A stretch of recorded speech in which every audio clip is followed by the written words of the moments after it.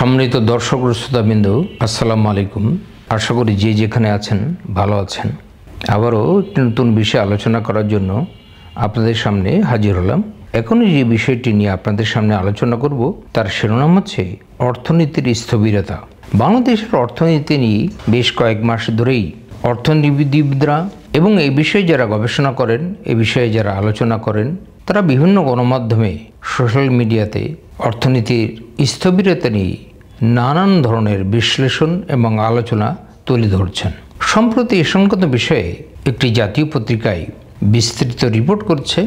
আমি ওই রিপোর্টের আলোকে এ সংক্রান্ত বিষয়ে একটু সংক্ষিপ্ত আলোচনা করতে চাই। আপনারা জানেন যে বিগত সরকারের পতনের পর দায়িত্ব নেওয়া অন্তর্বর্তী সরকারের 6 মাস পেরিয়ে গেলেও দেশের অর্থনীতিতে দৃশ্যমান কোনো উন্নতি হয়নি।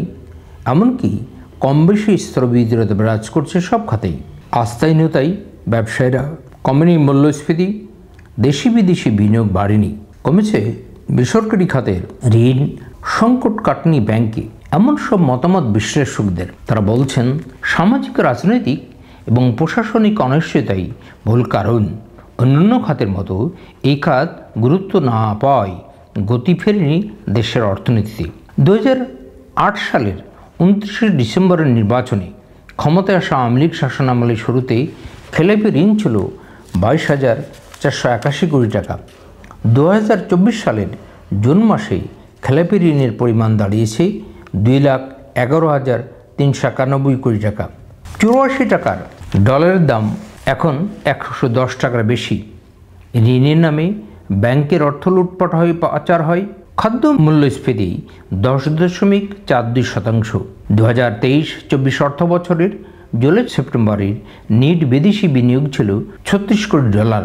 বেসরকারি খাতে ঋণ প্রবৃদ্ধি ছিল 9.8%। আওয়ামী লীগ ক্ষমতা ছাড়ার আগেই দেশের অর্থনৈতিক চিত্র ছিল মোটামুটি এমনটাই। ক্ষমতায় বসে অন্তর্বর্তী সরকার দেশের আর্থিক খাত বিভিন্ন ধরনের সংস্কার কর্মসূচি নিয়েছে, যার অংশ হিসেবে ব্যাংক খাত সংস্কারে নেওয়া হয়েছে বিভিন্ন উদ্যোগ ও কার্যক্রম।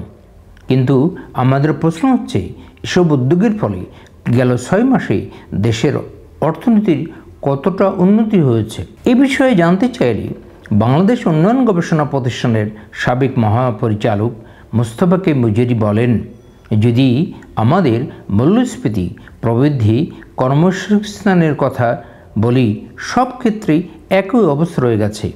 কাজেই সব কিছু মিলে সামগ্রিকভাবে অর্থনীতিতে একটা স্থবিরতা তো বিদ্যমান, কোথাও চলমান হওয়ার সম্ভাবনা চোখে পড়ছে না। মুজেরি আরও বলেন যে 6 মাসের বেশি হয়ে গেলেও সমস্যাগুলো এখনও জিয়ে আছে।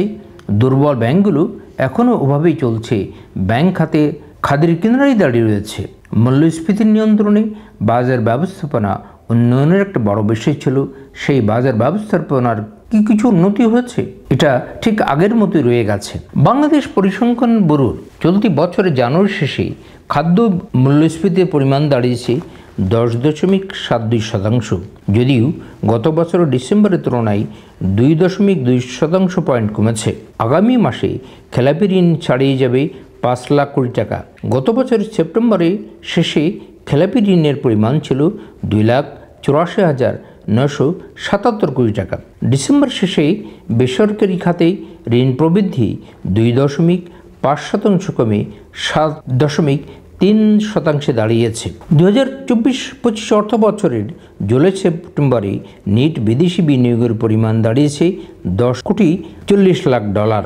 বেসরকারি বিনিয়োগ আটকে আছে 23 থেকে 24% মধ্যে। বাংলাদেশের অর্থনীতি নিয়ে যারা কাজ করেন সেই বিশেষজ্ঞরা বলছেন, বর্তমান সরকারের কাছে সবচেয়ে চ্যালেঞ্জিং বিষয় হচ্ছে মূল্যস্ফীতি নিয়ন্ত্রণ ও দেশের ব্যাংক খাতের উপর আমানতকারীদের আস্থা ফেরানো, যার অংশ হিসেবে দুর্বল ব্যাংকগুলোর গ্রাহকদের অর্থ ফেরত দিতে 22,500 কোটি টাকা দিয়েছে বাংলাদেশ ব্যাংক। মূল্যস্ফীতির নিয়ন্ত্রণে কয়েক দফায় নীতি সুধার বাড়িয়ে 10% করা হয়েছে। তারপরেও এ দুটির খাত তেমন কোনো উন্নতি লক্ষ্য করা যায়নি।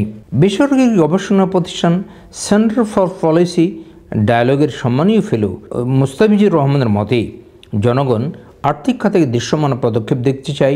নমূনামূলক কাজ করে দেখাতে হবে। এখন সবচেয়ে বড় চাপ মূল্যস্ফীতির। সুদহার বাড়াই মূল্যস্ফীতি কিছুটা কম বাড়ছে, তবে এখনও অনেক বেশি।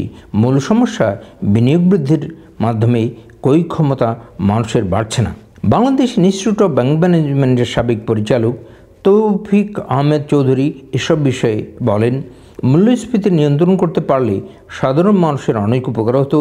বলা যায়, রাজস্ব আদায় আগের তুলনায় অনেক কমেছে, অর্থনীতির কোনো প্রবৃদ্ধি হয়নি, আবার খারাপের দিকে যায়নি।